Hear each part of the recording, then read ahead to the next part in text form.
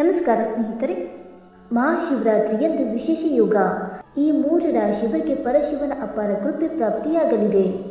ಹೌದು, ಜ್ಯೋತಿಷ ಶಾಸ್ತ್ರದ ಪ್ರಕಾರ ಈ ವರ್ಷದ ಮಹಾಶಿವರಾತ್ರಿಯಂದು ಅಪರೂಪದ ಸಂಯೋಗವು ರೂಪುಗೊಳ್ಳುತ್ತಿದೆ.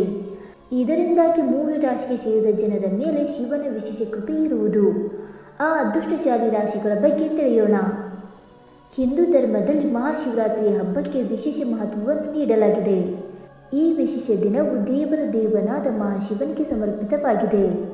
ಇನ್ನು ಜ್ಯೋತಿಷ್ಯದ ಪ್ರಕಾರ ಫಾಲ್ಗುಣಿ ಮಾಸದ ಕೃಷ್ಣ ಪಕ್ಷದ ಚತುರ್ಥಿಯಂದು ಮಹಾಶಿವರಾತ್ರಿಯನ್ನು ಆಚರಿಸಲಾಗುವುದು. ಈ ವರ್ಷ ಮಹಾಶಿವರಾತ್ರಿಯು 2025ರ ಫೆಬ್ರವರಿ 26ರಂದು ಆಚರಿಸಲಾಗುವುದು. ಮಹಾಶಿವರಾತ್ರಿಯ ದಿನ ಶಿವ ಮತ್ತು ಪಾರ್ವತಿಯ ವಿವಾಹದ ದಿನ ಎಂದು ಹೇಳಲಾಗುತ್ತದೆ.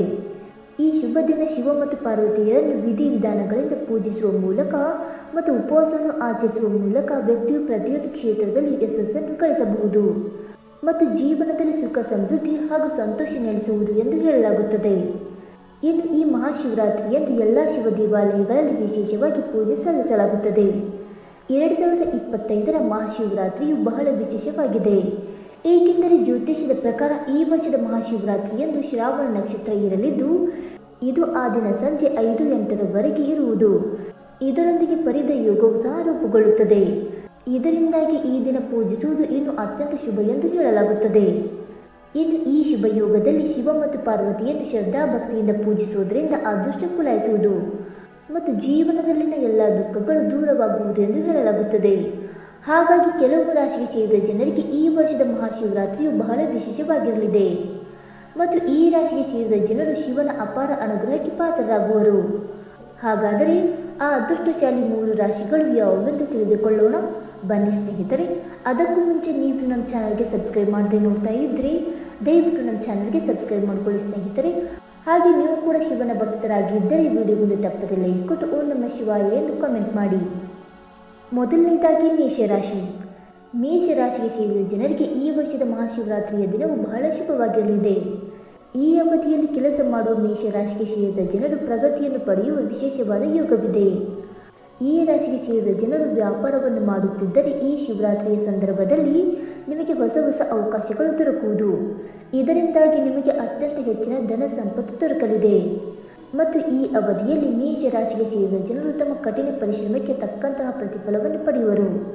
ಜೊತೆಗೆ ಈ ಅವಧಿಯಲ್ಲಿ ನಿಮ್ಮ ಆರ್ಥಿಕ ಸ್ಥಿತಿಯು ಸಾಕಷ್ಟು ಬಲಗೊಳ್ಳುವುದು ಮತ್ತು ಈ ದಿನ ಮೇಷರಾಶಿಗೆ ಸೇರಿದ ಜನರು ಶಿವಲಿಂಗದ ಮೇಲೆ ನೀರು ಮತ್ತು ಬಿಲ್ವಪತ್ರೆ ಎಲೆಯನ್ನು ಅರ್ಪಿಸುವುದರಿಂದ ಯಶಸ್ಸು ದೊರಕುವ ಸಂಭವ ಸಾಕಷ್ಟು ಹೆಚ್ಚಾಗಿರುವುದು ಎಂದು ಹೇಳಲಾಗುತ್ತದೆ. ಎರಡನೆಯದಾಗಿ ಮಿಥುನ ರಾಶಿ. ಮಿಥುನ ರಾಶಿಗೆ ಸೇರಿದ ಜನರ ಮೇಲೆ ಶಿವನ ಅಪಾರ ಅನುಗ್ರಹವನ್ನು ನೋಡಬಹುದಾಗಿದೆ.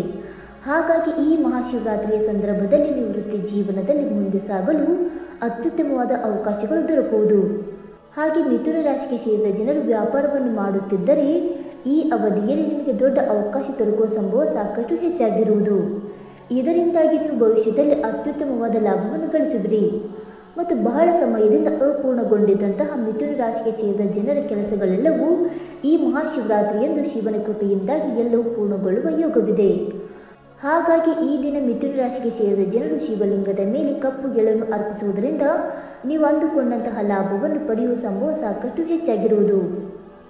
ಇನ್ನು ಮೂರನೆಯದಾಗಿ ಸಿಂಹರಾಶಿ. ಸಿಂಹರಾಶಿಗೆ ಸೇರಿದ ಜನರಿಗೆ ಈ ವರ್ಷದ ಮಹಾಶಿವರಾತ್ರಿಯ ಹಬ್ಬವು ಆರ್ಥಿಕವಾಗಿ ಬಹಳಷ್ಟು ಶುಭವಾಗಿರಲಿದೆ.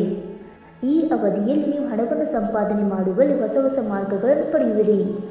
ಇದರಿಂದಾಗಿ ಸಿಂಹರಾಶಿಗೆ ಸೇರಿದ ಜನರಿಗೆ ಸಾಲಗಳಿಂದ ಮುಕ್ತಿ ದೊರಕುವುದು ಮತ್ತು ನಿಮ್ಮ ಬ್ಯಾಂಕ್ ಬ್ಯಾಲೆನ್ಸ್ ಕೂಡ ಬಹಳಷ್ಟು ಹೆಚ್ಚಾಗಲಿದೆ.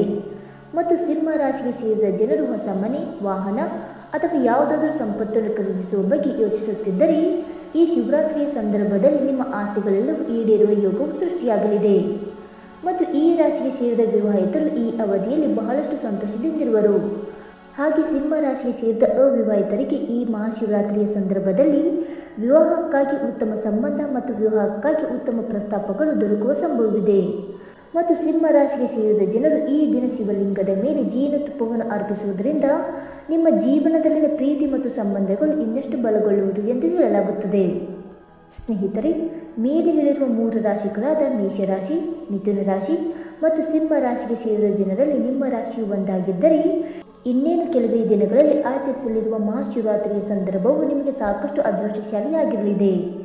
ಏಕೆಂದರೆ ಈ ಅವಧಿಯಲ್ಲಿ ರೂಪುಗೊಳ್ಳುವ ಶುಭ ಯೋಗಗಳಿಂದಾಗಿ ನಿಮ್ಮ ಜೀವನದಲ್ಲಿನ ಕಷ್ಟಗಳೆಲ್ಲವೂ ದೂರವಾಗಿ ಪರಶಿವನ ಕೃಪೆಯಿಂದಾಗಿ ನಿಮ್ಮ ಪ್ರತಿಯೊಂದು ಆಸೆಯೂ ಈಡೇರುವುದರಿಂದ ನಿಮ್ಮ ಬದುಕು ಹಸನವಾಗುವುದು.